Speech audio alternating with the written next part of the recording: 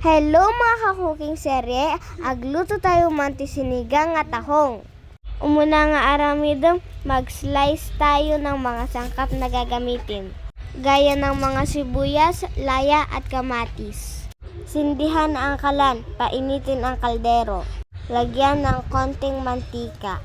Ilagay ang sibuyas at luya.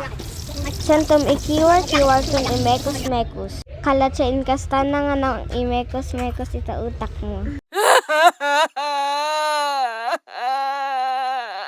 Ilagay na natin ang mga kamatis.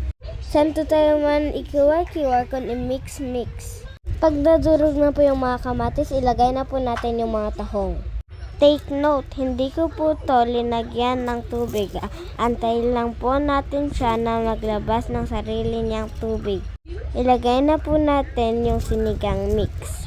Ikiwar-kiwar kung mix-mix. Antayin maluto at tikman. Eto na ang pinakamasarap na tahong. Agyo ba? Si Papa lang yung umubos tahong. Ayoko yung lata, agyo pa. Hindi ako natutuwa. Pero salamat pa din. Alam.